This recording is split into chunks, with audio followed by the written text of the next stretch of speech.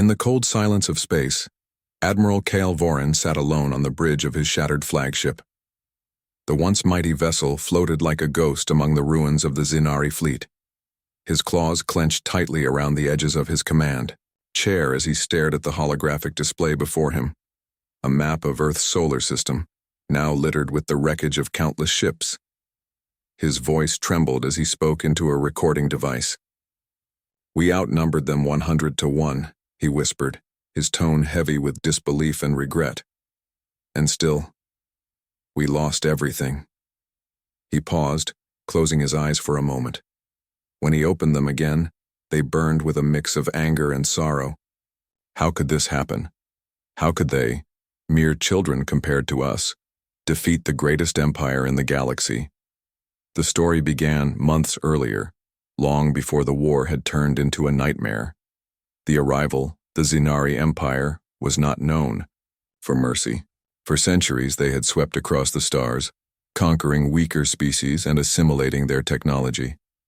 They were relentless, efficient, and unstoppable, or so they believed.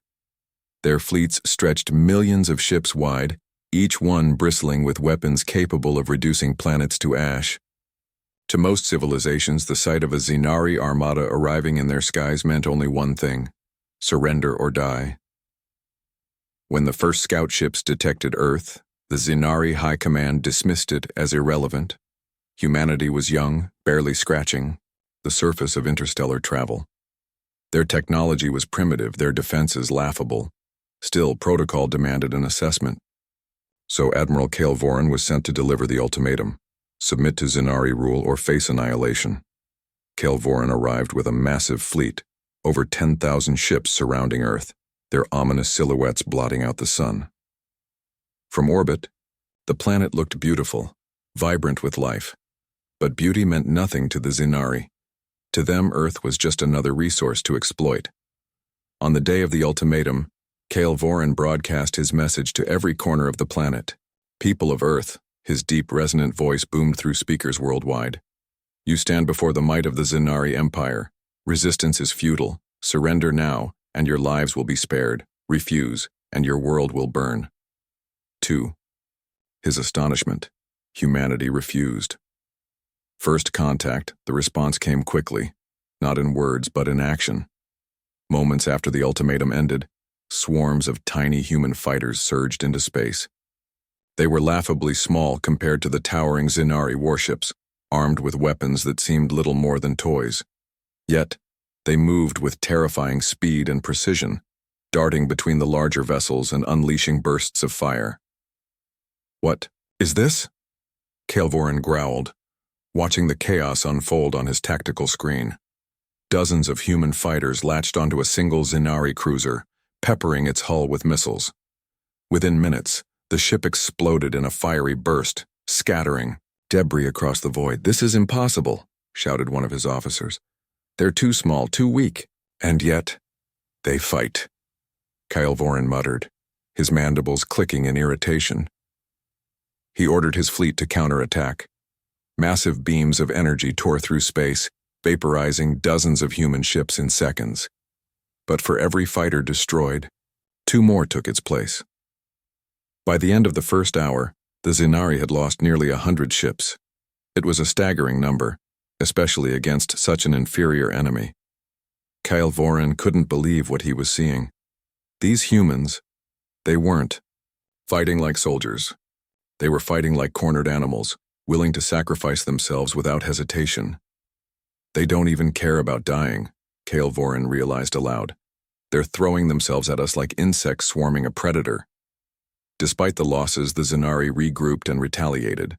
With their superior numbers and firepower, they pushed the human fighters back toward Earth. By the end of the day, the skies above the planet were filled with smoke and ash. Cities burned, oceans boiled, and millions of lives were extinguished in an instant.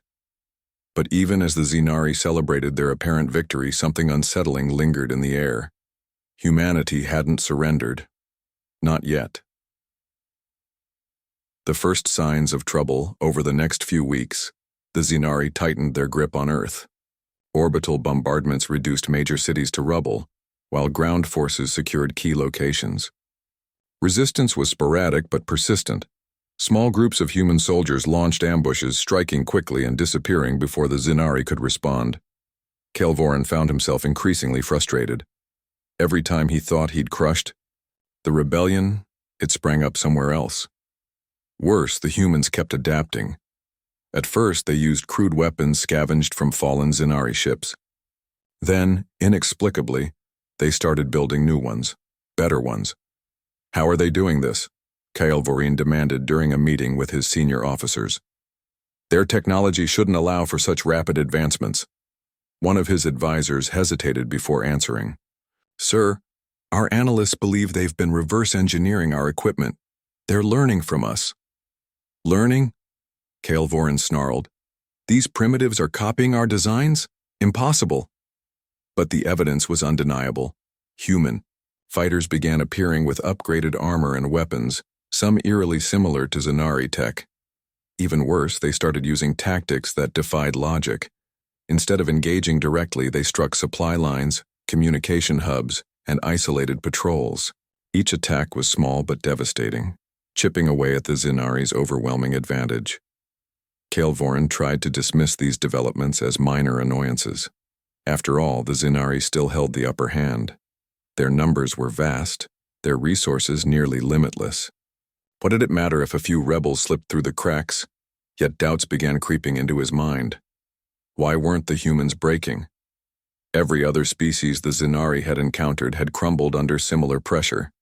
Fear was a universal language. It didn't matter whether you were human, alien, or anything in between.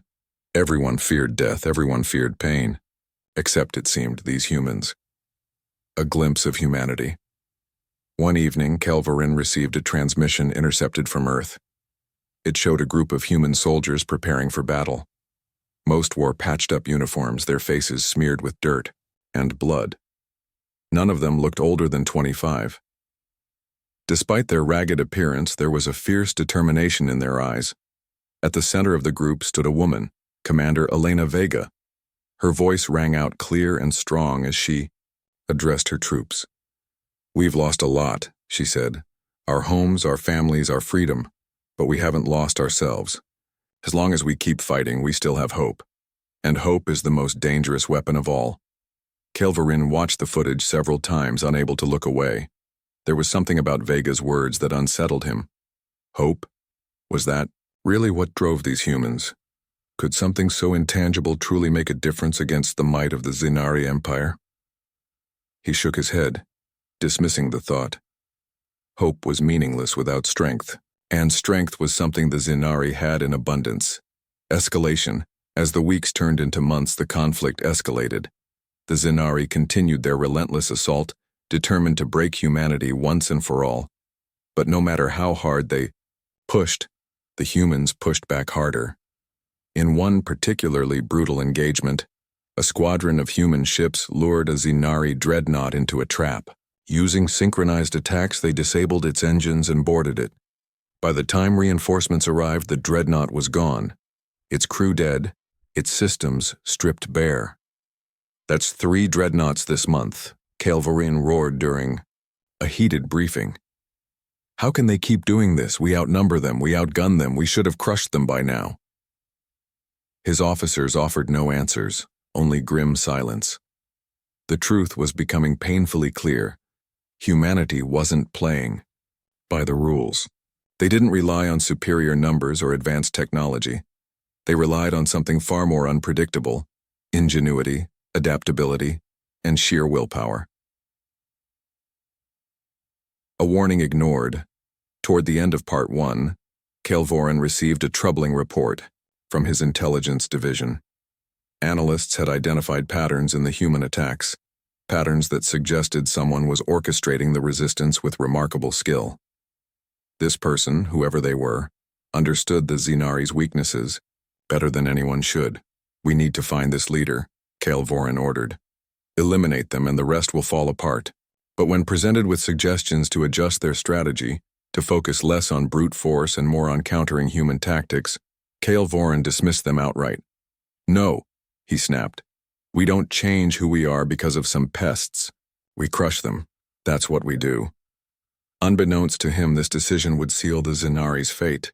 As Part 1 drew to a close, the stage was set for humanity's greatest challenge yet, and the beginning of the Zenari's downfall. Kale Vorin leaned back in his chair, staring at the holographic map of Earth. For the first time, doubt flickered in his mind. We outnumbered them 100 to 1, he murmured.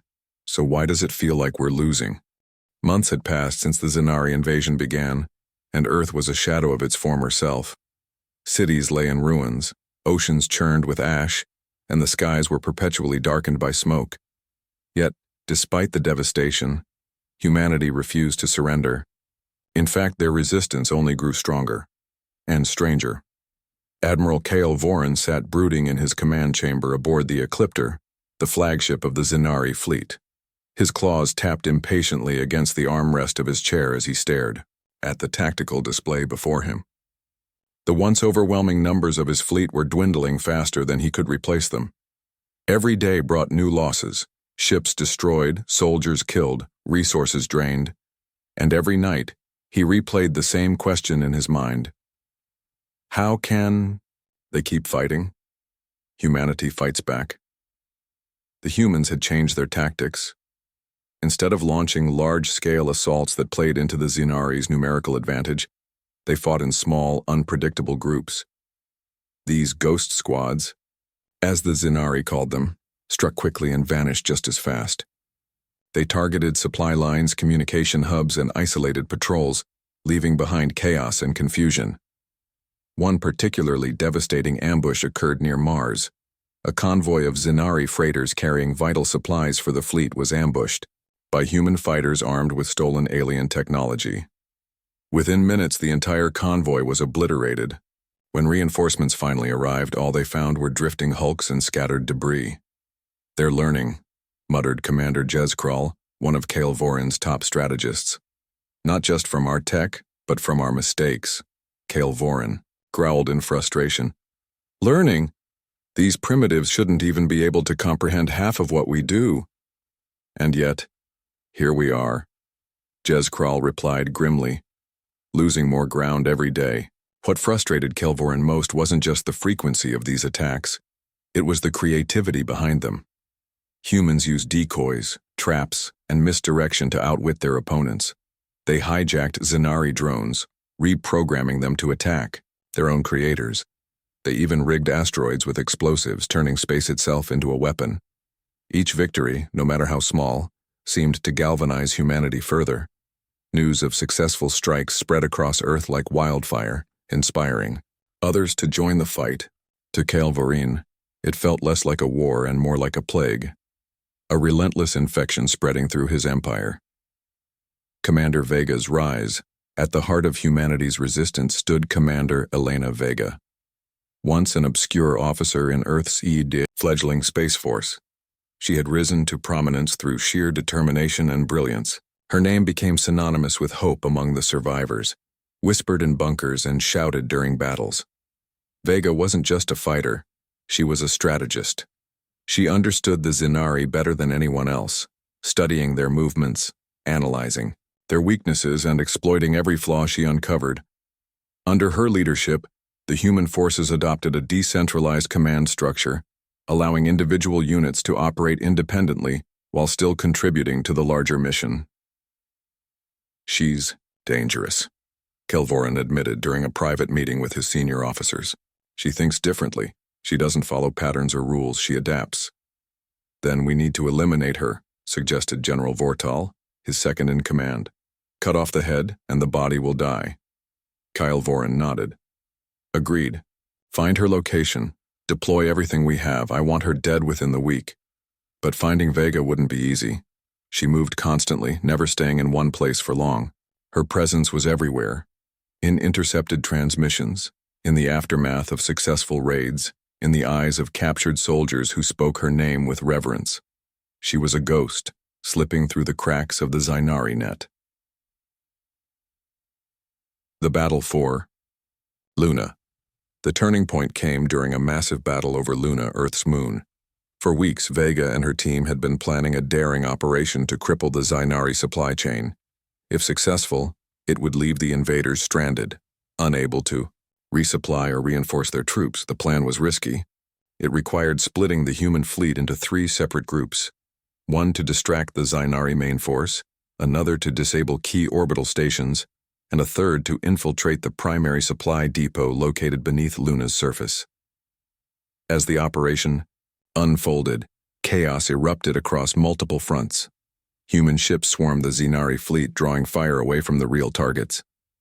Meanwhile, stealth vessels slipped past enemy lines, planting explosives on critical infrastructure. At the same time, Vega led a team of elite soldiers into the underground depot, sabotaging its automated defenses and setting charges throughout the facility.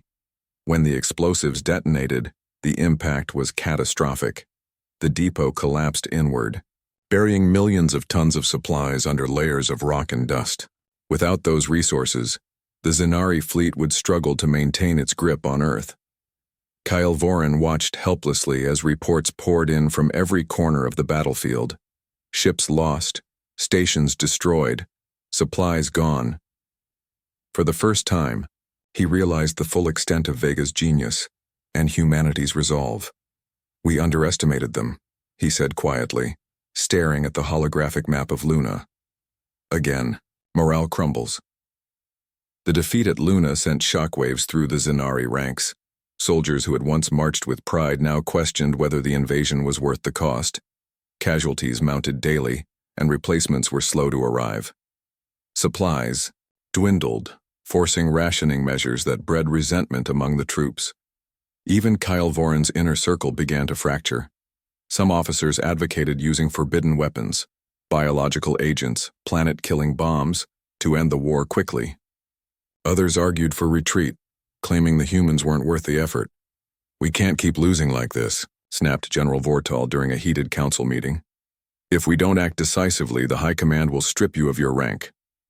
"And what would you have me do?" Kyle Voren shot back. "Destroy Earth entirely?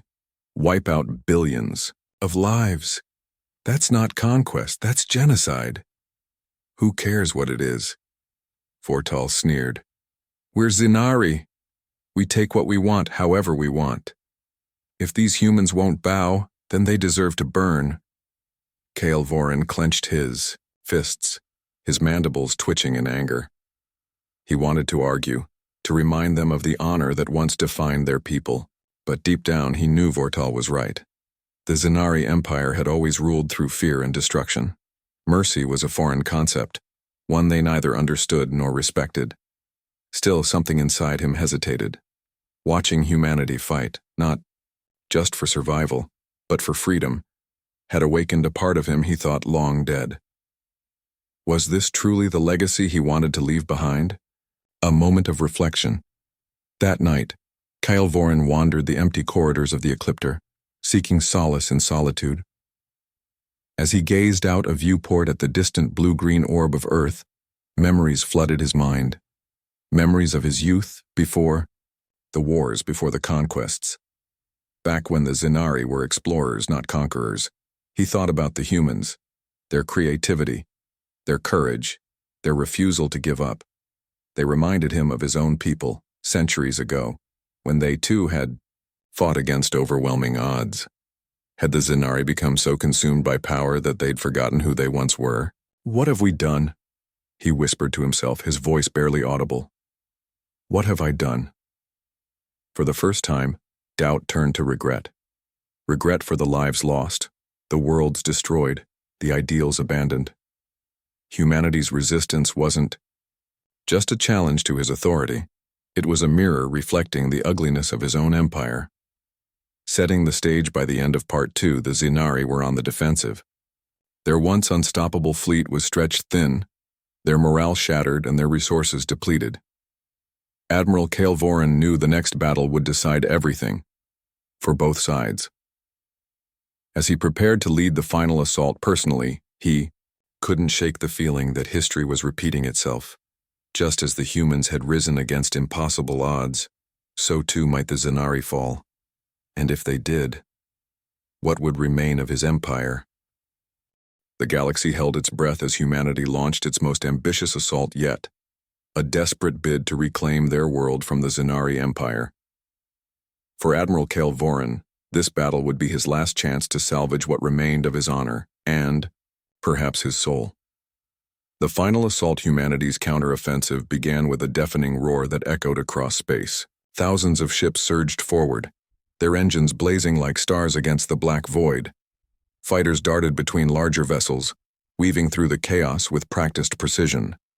On the ground, soldiers fought fiercely to reclaim occupied territories, their cries of defiance rising above the din of war. At the heart of the assault was Commander Elena Vega. Her plan was audacious: split the Zenari fleet into smaller, isolated groups and overwhelm them one by one. Each human unit operated independently, but contributed to a larger coordinated effort, a strategy designed to exploit the Zenari's rigid command structure. Admiral Kyle Vorin watched the unfolding carnage from the bridge of the Ecliptor.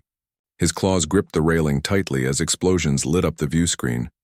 Ships on both sides were destroyed in flashes of light, leaving trails of debris that drifted silently through space. "They're everywhere," shouted General Vortal, panic creeping into his voice. "We can't hold them back." Kale Vorin ignored him, his mind racing. He had seen this before. The unpredictability, the ferocity, the sheer willpower of humanity. They weren't just fighting for survival anymore. They were fighting for something greater, something he could barely comprehend. "Order all squadrons to regroup around the flagship," Kale Vorin commanded. "We'll make our stand here." A desperate stand, as the human forces closed in. The Zenari fleet formed a defensive perimeter around the Ecliptor. Lasers crisscrossed the battlefield, tearing through ships and scattering wreckage. The humans pressed forward relentlessly, undeterred by the losses they suffered. Commander Vega led a squadron of elite fighters directly toward the Zenari flagship. Their mission was clear: board the vessel and capture or kill Admiral Kale Vorin. If they succeeded, the Zenari chain of command would collapse, leaving the invaders leaderless. "We're going in hot," Vega shouted over the comms as her ship broke through the enemy line. "Stay close and keep moving." The boarding party breached the Ecliptor's hull using stolen Zenari tech. Inside, corridors erupted into chaos as human soldiers clashed with Zenari warriors. The air was thick with smoke and the acrid smell of plasma fire. Every step was a struggle, every corner a potential ambush. Meanwhile, Kale Vorin prepared for the inevitable confrontation. He armed himself with a ceremonial blade, a relic passed down through generations of his family. It wasn't much compared to modern weapons, but it carried weight, both literal and symbolic.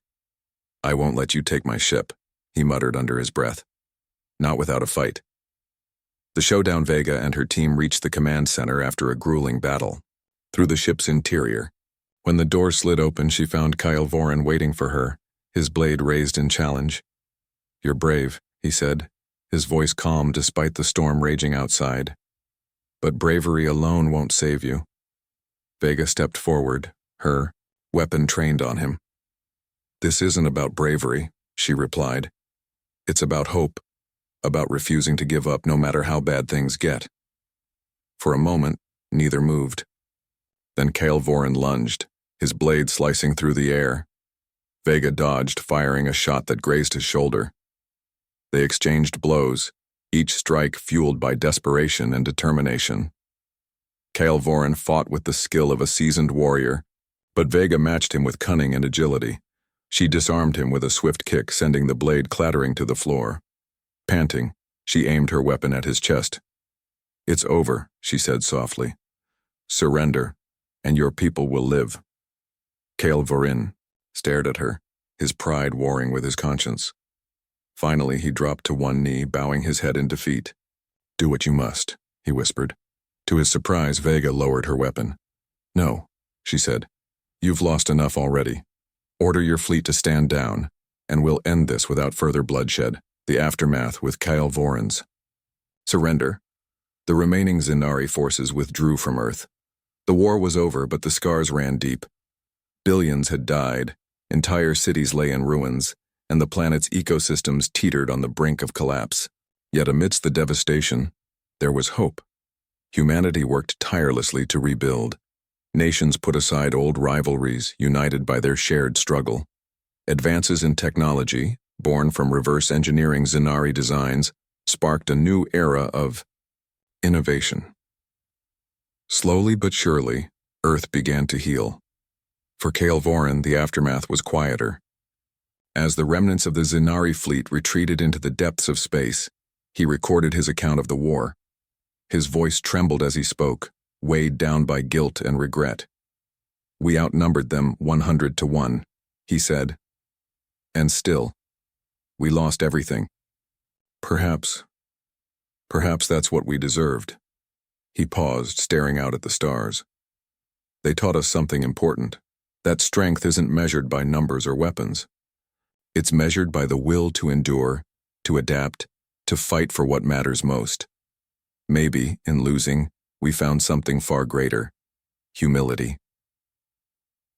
Closing scene years later, humanity looked to the stars with renewed purpose. They vowed never to repeat the mistakes of those who sought to dominate them. Instead, they reached out to other civilizations, offering friendship rather than conquest. As for Kael Voren, he became a symbol of change within the Zinari Empire. His testimony forced his people to confront the consequences of their actions. Though progress was slow, the seeds of reform took root, paving the way for a brighter future. In the end, the war wasn't just a victory for humanity, it was a lesson for the galaxy. A reminder that even the mightiest empires could fall, not because of superior numbers or technology, but because of the indomitable spirit of those who refused to give up. And so, the story ended where it began, with Admiral Kael Voren sitting, alone in the silence of space, reflecting on the cost of hubris and the power of hope. Final line: "We outnumbered them 100 to 1, and still lost everything. Perhaps in losing, we found something far greater: humility."